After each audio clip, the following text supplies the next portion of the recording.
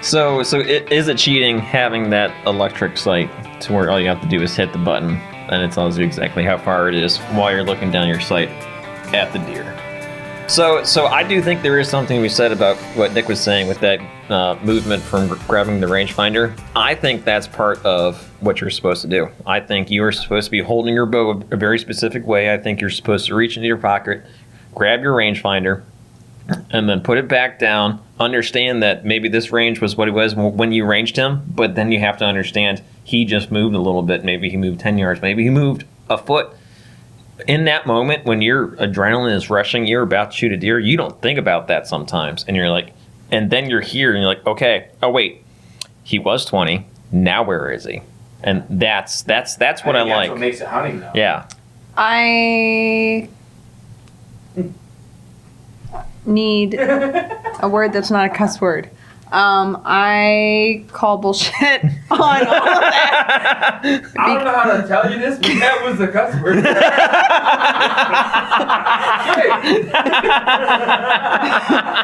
Because I don't know, Nick, where our time frames align with how new we are to hunting. But you guys have all been hunting much longer than, I don't know. All been roughly probably around, what, 20 years or so?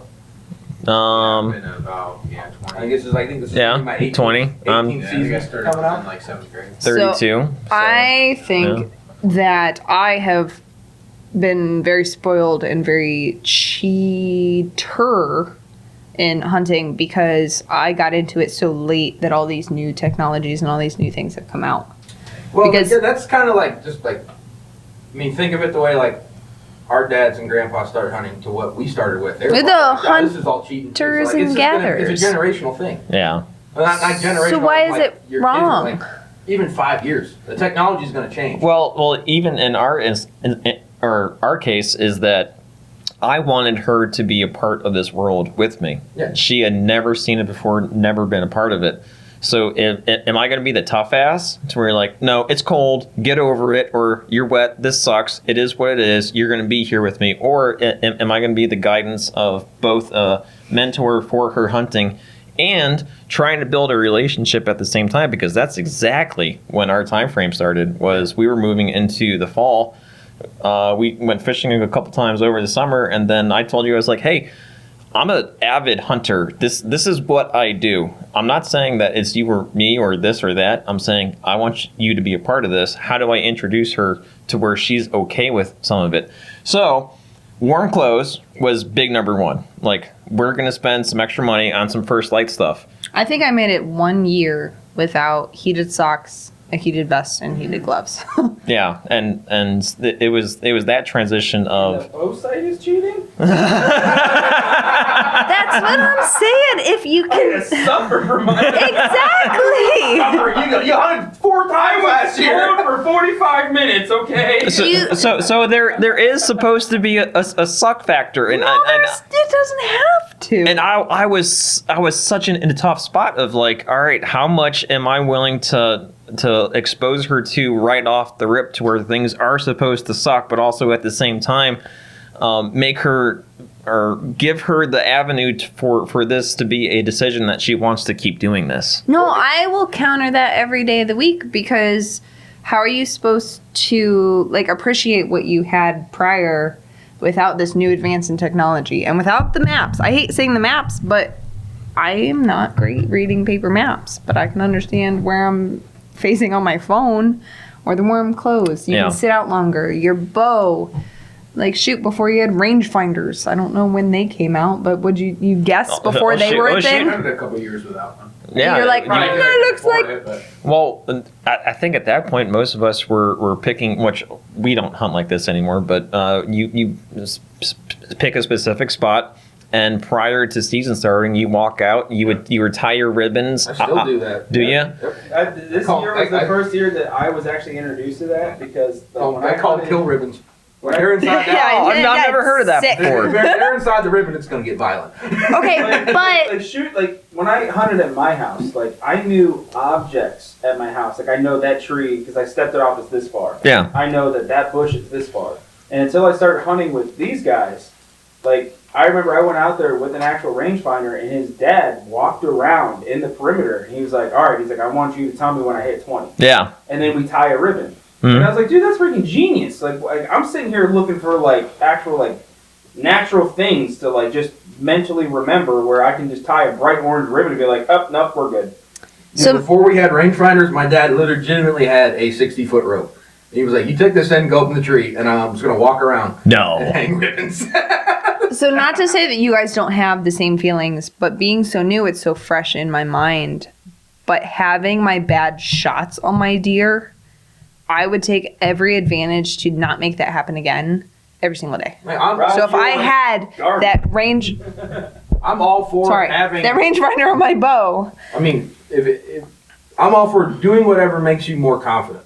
Yeah. So, To ensure that, not even like confidence, but like ensure that you're going to have that good shot. like, to me, it's like I'm not out there to fulfill my needs. I'm out there to make sure, like, what I'm doing like, as quickly and humanely as possible. Well, at some point, your transition from I'm learning how to do this to I'm comfortable doing this is two different things. You're probably almost done with the learning phase. Like, there's not a whole lot more that I can teach you. You've seen enough. You've done enough that at this point on, you're going to find out what makes you comfortable. You know what makes you comfortable. All of us do. Yeah. So now we're in that spot. I think if I had the money Well, but to spend on that rangefinder, No. no, to ensure that I would never have to second guess, is that because I had that distance shot bad on my deer last year, I would never have to second guess. Oh shoot, that deer walked 10 yards. Am I gonna have a poor shot? Is it? I don't know. If I have that right on my bow, I don't think that'd be cheating. That's more ethical. I kind of like having that aspect to it, though, like knowing that is the last step, other than that feeling of the proper release. That is the last thing that I have to do. Like it's all laid out for you, which is so fun. You can understand how to read terrain and get on deer and food and this and that and the other, and get yourself into that area to where the deer are going to be. You can predict a whole lot. What you can't predict is how you handle that reaction sometimes, because that gets you. But you, Absolutely. I think that my biggest issue with it is how far do we take this before we are shooting for sport. way more like technologically advanced versus a deer. To where it's not Like it's not sportsmanlike. yeah, that's where my thing is. Like, I agree with you. You need to range that deer before you shoot it. You draw back and you shoot it. That's part of Pay attention. the way I view it. Is that's just part of it? Like That's instinct. yeah. That's something that you learn. But I'm not against it at all, because, like, in Hannah's aspect, I would rather her feel more comfortable like Kasey does, where I want to know, like, right now when I draw that bow back, is that deer 19 yards or 25 yards? Yeah. Because in a women's bow, that would probably make a difference. Yeah. Hey, 54 pounds. 55. that's good. 55 Yeah. pounds. Well, 55. in yours, it probably wouldn't. No. Hannah was shooting 40 pounds, so We- it probably would. Yeah. 25, 30 love- yards on 40 pounds, that could be a thing. Yeah. Yeah. We Yeah, love Hannah. 20 to 30, But like, made a huge difference for her. I think it's my feelings in regards to having poor shots on the deer, which might have been my... Shot placement. Exactly. Yeah. But if I could guarantee, that's kind of the point of ODNR's limit and the bags and the the bags and the tags. It's not making it less, I don't want to say sportsmanlike, less unethical, because you're not shooting 30 deer because you have this thing. You still have your limit. You still have your ranges. You're just bettering your chances of having a better shot. Although you don't have to question like you would have with a rangefinder when a deer walked 10 yards. Yeah. But compare it to the guys that, I don't want to be super ill experienced, but like the longbows. Was this the first that got dropped? I'm sorry. Right there. Like those guys guys didn't have anything. Oh. You didn't have a draw weight. You didn't know how. Like here's the thing though. Like, I didn't want to say Indians. I That's what I didn't want to say. I didn't want to say the Indians with their bows and arrows shooting Like, deer. regardless of the technology though, like even though he has a rangefinder and all he has to do is put the dot on the sweet spot, you still have to You still have to pull the shot off. you still have to think about Yeah. the human aspect of it. You still have to hit that release for a light. Like you just have to get your nerves calm. You still have to do everything right regardless of the technology. But what's the 'Cause you can difference? miss with an $800 sight, and I can smoke one with instinctual sights. Yeah. It doesn't matter. It's something that's going to help you, but in the end, it's going to rely on your skill, regardless of what technology you have. Yes, technology can make it easier, but at the same time, like if you still get nervous and get shaky or Yeah. against the trigger, you can still miss with an $800 sight. But is that fighting morals and ethics? Is it I mean, it's unethical? kind of saying